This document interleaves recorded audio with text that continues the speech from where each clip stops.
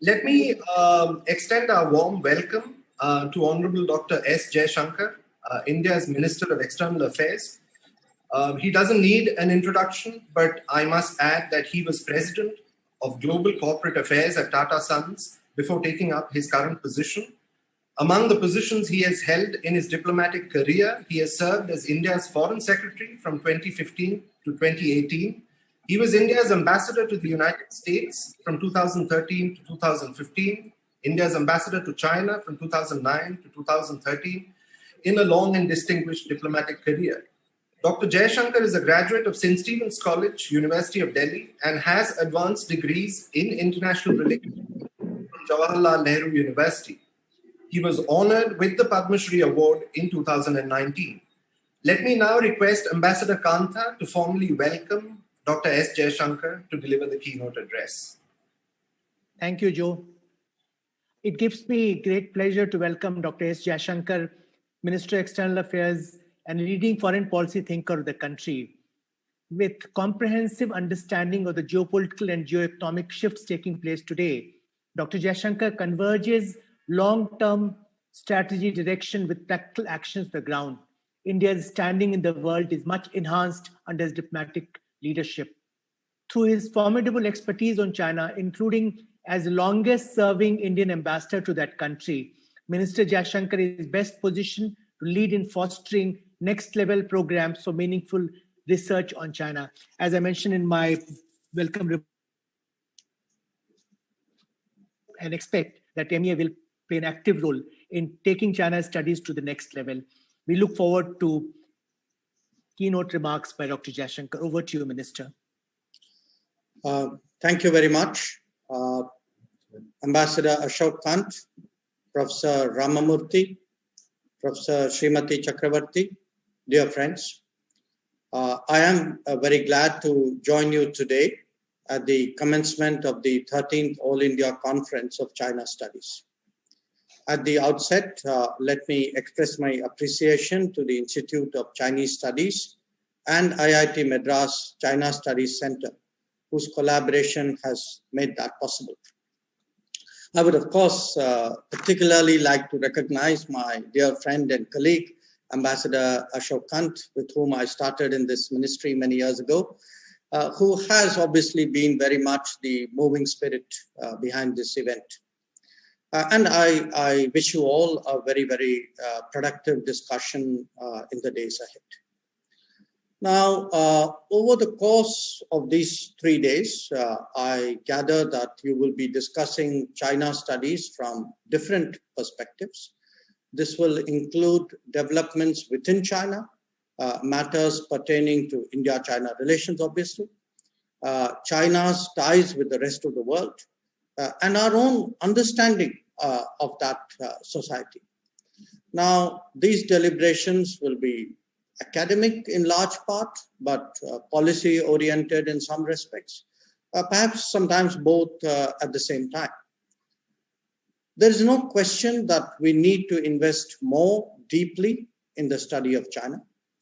Its salience in the global order is self-evident, and recent decades, if anything, have only heightened that prominence.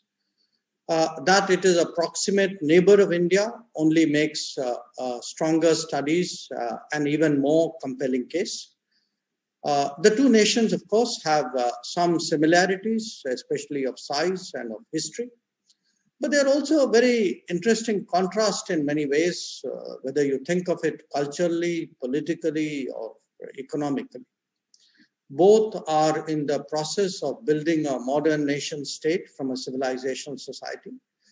And their parallel rise in the contemporary era, albeit at a differential pace and intensity, that is actually a relatively unique happening in human history. In short, there is much for all of you to research, to reflect on, and to assess in this particular domain. Now, from a policy perspective, it is naturally to our advantage that there is solid expertise on China in India. Indeed, this very assumption has led us in the Ministry of External Affairs to set up a dedicated study center on China. But that said, let me also accept that there is something much broader than a strategic requirement. As both India and China have grown in recent decades, it was inevitable that we would have much more to do with each other. We have seen that expressed in trade and in finance, in tourism and culture, and indeed, as we are seeing just now, in think tanks and the academia as well. Exchanges in all domains are obviously facilitated by a more informed understanding of the polity and society with which we are dealing. But while policy itself may benefit from a wider pool of expertise and talent, it is equally necessary that the world of China studies also has a sound grasp of policy. After all, by defining opportunities and challenges clearly, that will not only influence your insights, but perhaps even help shape better your own expectations. Now, all of you are familiar with the modern history of our bilateral ties. Now, perhaps not everyone may know every nuance of how they evolved, but I think generally people have a sense of, the difficulties as well as the development of this relationship. After the 1962 conflict, we exchanged ambassadors only in 1976. The first prime ministerial visit to China after 1954 actually happened only in 1988. And indeed, the rebuilding of our ties was actually a very painstaking and arduous endeavor. Now, this, if you think about it, this is something of a paradox because do remember that India was among the early nations to actually recognize the People's Republic of China.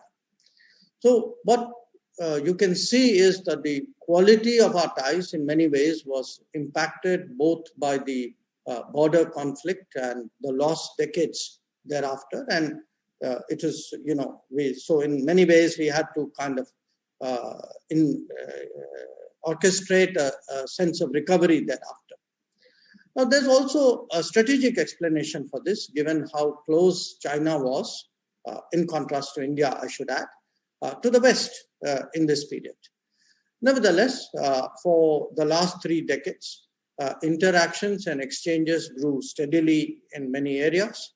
China became one of our largest trading partners, a very significant source of investment, even of technology, a participant in projects and infrastructure building, and a very substantial destination for tourism and education.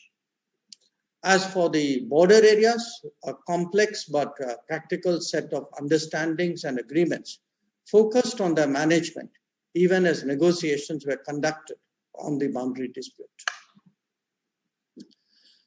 The advancement of ties in this period was clearly predicated on ensuring that peace and tranquility was not disturbed, and that the line of actual control was both observed and respected by both sides. For this reason, it was explicitly agreed that the 2 countries would refrain from massing troops on their common border. Not just that, there were subsequently detailed understandings on handling situations of friction if they were to arise, and I think there's nobody better than Ambassador Kant to talk on this matter. In the years that passed, we obviously did not see significant progress on arriving at a common understanding of the alignment of the LAC in the India-China border areas. But at the same time, there was also increasing construction of border infrastructure, especially on the Chinese side. Since 2014, there may have been more efforts by India to reduce this very considerable gap, including greater budget commitments and a better road building record. Nevertheless, the infrastructure differential remains significant and, as we saw last year, consequential. Now, for all the differences and disagreements that we may have had on the boundary, the central fact was that border areas still remained fundamentally peaceful. the last loss of life before 2020 was, in fact, as far back as 1975. That is why the events in Eastern Ladakh last year have so profoundly disturbed the relationship. Because they not only signaled a disregard for commitments about minimizing troop levels, but also showed a willingness to breach peace and tranquility. Especially to an audience like yours that is so focused on China, I don't really have to remind you what impact this has had on both public and political opinion in our country. Significantly, to date, we have yet to receive a credible explanation for the change in China's stance or reasons for massing of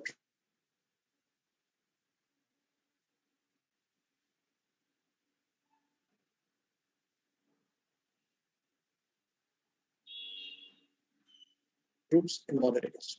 It is a different matter, of course, that the issue before us is what the Chinese posture signals, how it evolves, and what implications it may have for the future of our ties.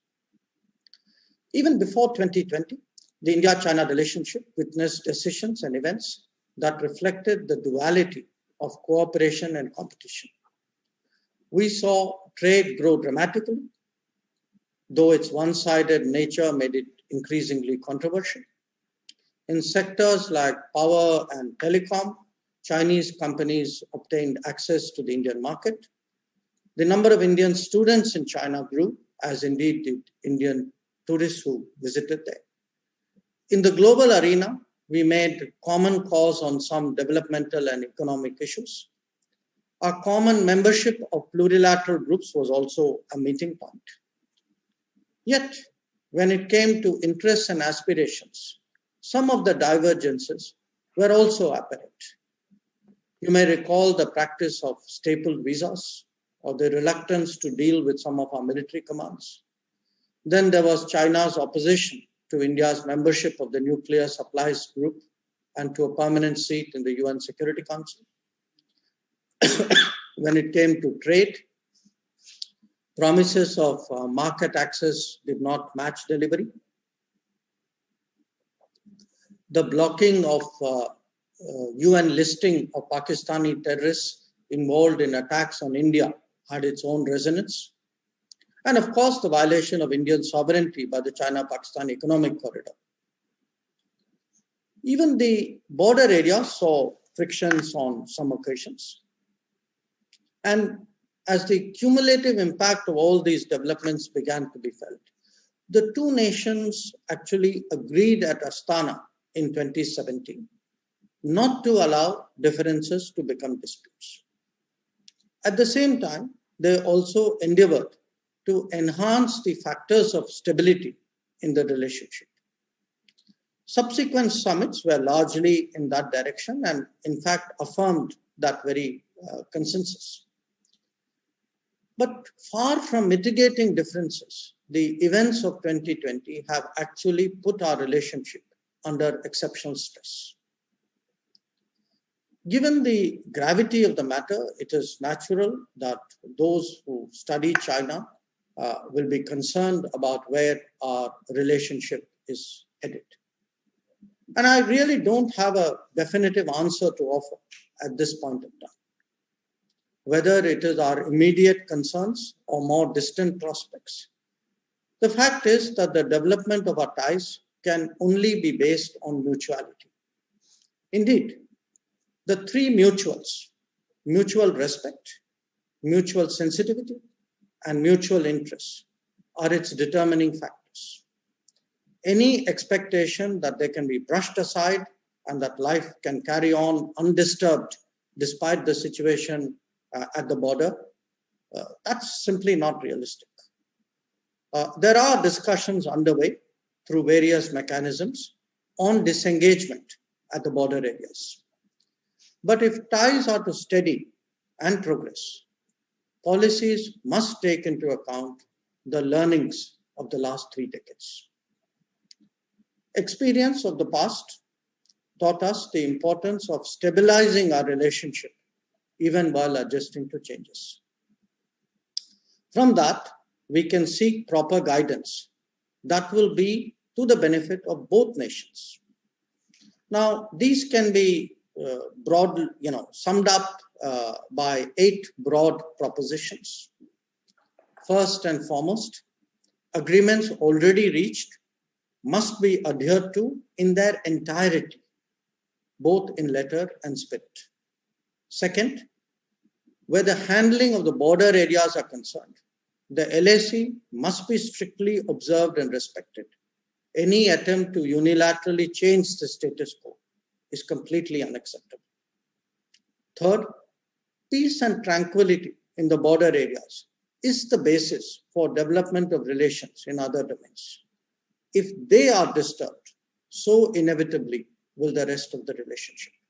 Now, this is quite apart from the issue of progress in the boundary negotiations. Fourth, while both nations are committed to a multipolar world, there should be a recognition that a multipolar Asia is one of its essential constituents. Fifth, obviously, each state will have its own interests, concerns, and priorities, but sensitivity to them cannot be one-sided. At the end of the day, relationships between major states are reciprocal in nature. Sixth, as rising powers, each will have their own set of aspirations and their pursuit too cannot be ignored. Seventh, there will always be divergences and differences, but their management is essential to our ties. And eighth, civilizational states like India and China must always take the long view. It has often been said that the ability of India and China to work together will determine the Asian century. At this time, it is equally important to recognize that the difficulties in doing so may well undermine it. The India-China relationship is today truly at a crossroads. Choices that are made will have profound repercussions, not just for the two nations, but for the entire world. Respecting the 3 mutuals and observing those 8 propositions, those 8 principles that I spoke about, they will surely help us make the right decisions. I thank you for your attention. I thank you for inviting me to speak to you today, and I really wish you a very, very productive conference.